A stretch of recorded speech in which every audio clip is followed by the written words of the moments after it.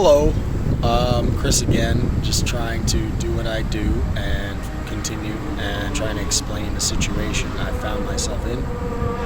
This is going to be another episode, I suppose, sort of a backtrack, because this happened before a lot of the stuff I've already mentioned. So, I probably mentioned I was kind of a faux ladies' man in high school, and after high school I was a ladies' man for sure. And what?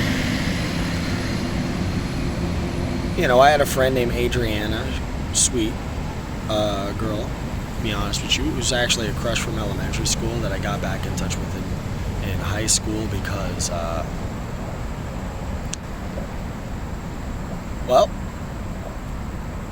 because I wanted to be a ladies' man, I suppose. And I was hanging out with her, and trust me, I was like 100% friend zoned, and for my own good, especially at that age. I was like 15. Right, and I mentioned actually that a lot of weird stuff started happening when I was around 15. And fact is, I can't completely blame anyone for this, but it is a strange kind of event with some details. And like I said, FBI is investigating all this right now, and/or waiting for some cue or something. They don't got me under house arrest, and I know they have some cue before they release whatever information, at least to me, that they need to, and I have assurance they will. Barely even, by listening through my damn ceiling. Anyway, sorry FBI, I'm not mad at you. I know you're following your protocol. I don't mean FBI. I mean specifically those three. Not that I believe everything I'm seeing on the TV, but those three, thank you so much for your help. Because God knows I called the goddamn police. Anyway, about my identity theft, let alone the goddamn terrorist fucking rape slavers in my damn ceiling. Anyways, so, you can tell I'm in a good mood. So, let's go back a little bit to some shit I couldn't even comprehend, because this is so something that I have to go like, well, it was me being fucking stupid. So, I was a kid, 15, hanging out with my crew in the schoolyard. I'm joking. Making a joke about Yu-Gi-Oh! GX. Oh, I'm sorry. I need to stop. I had a friend, Adriana. She was cool, I guess. She went to another school. I would hang out with her around Union Square. Downtown, okay? Blah, blah, blah. A lot of people hang out around there. It's kind of a bohemian area. It's nice. Nice. What am I saying? I'm saying that there was some guy bothering her, some sort of a meth head or something, apparently, or something like that. And I thought, like, yo, if I can't protect this person, what the fuck? And I'm a knife collector, and I was a stupid kid.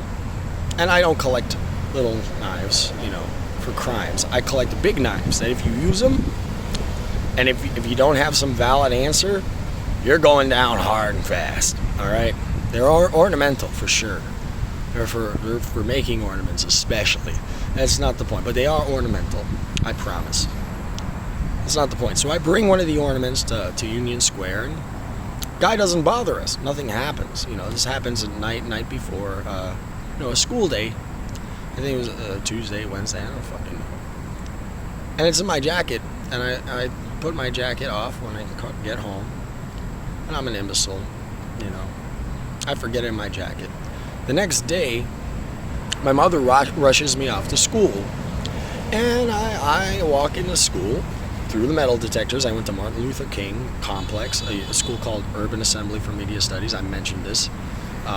It was where I got my worker's permit in the first place at some point when I was around 16. And fucking, yeah, I make the fucking stupid mistake. And don't get me wrong, I'm not even sure this is actually legitimately part of the story. Okay, this is like going to be Gaiden or something, and maybe I'll just fucking delete it. Side story, let's say. And flashback, all this bullshit. So fucking, I get rushed off to school. My mother just does that. She just rushes you. She just pushes you, to be honest. And I forgot the fucking big ass knife. It was like a fucking bayonet, literally, in my fucking jacket. I walked through the damn metal detectors, and I'm like, oh shit, you know, metal detectors go. I'm like, what do I have? That's fucking. And I didn't even notice the weight on my leather jacket. I'm an idiot because I used to fucking hold my fucking papers in my sleeve like a weirdo. You know, I don't like wearing a backpack. What? So obviously, I get arrested, bringing knives to school. People are thinking, you know, I'm a white kid, especially a white kid in MLK. They got all the stereotypes. Oh, you know, school shooter, but with a knife or something. Oh, and it's not that no one ever fucked with me in high school. It's just like that was a mistake, you know. And I'm there, I'm fucking all sincere, trying to negotiate with the security. Like, yo, can I just like not take this into school and like go somewhere, leave it somewhere, and take it back after school? I'm like, no, gotta take it. You know. And you know, back then, New York City had some standard. Agree with it or disagree with it. Got arrested for having a weapon. Second Amendment not included. I was young. Exactly, right? Yeah. Anyway, I've been having a lot of coffee, in case you're looking at it. That's not the point. So I'm like being nice, you know, I'm fucking dealing with shit. I'm held in jail for the weekend. My dad gets me a slice of pizza. My parents are like, what the fuck? Took a knife in by mistake. What the fuck? I have to go through court, you know. I have to like... It's not long, to be honest with you, because the teachers tell the truth. I had a very good attendance record. There's no evidence I was going to do anything to anyone. Everyone knew. Supposedly, there was one police officer who was hell fucking bent on getting me screwed. Waited and waited and waited and waited. And the lawyer that my parents got, probably as a favor from one of the nice people who live in my building, okay, still had to pay for it, and probably the same price. I don't know that we got a good price, but we got a good lawyer. He says, they said that he had to wait for one cop that was going to be like, yeah, dude, he's evil. And I don't know no cops. There's no cop going like, oh, I didn't say anything mean to any cops. Yeah.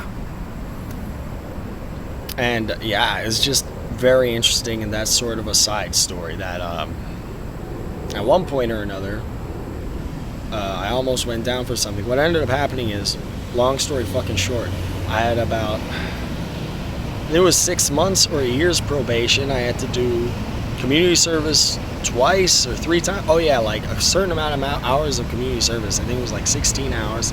I raked some leaves. It was cool. You know, and it was like, so long as you don't commit a crime by the time you're 18, it's off your permanent record. I got really fucking lucky, dude. You could say whatever you want. I don't know what it was. Grace of fucking God. Judge me. All right?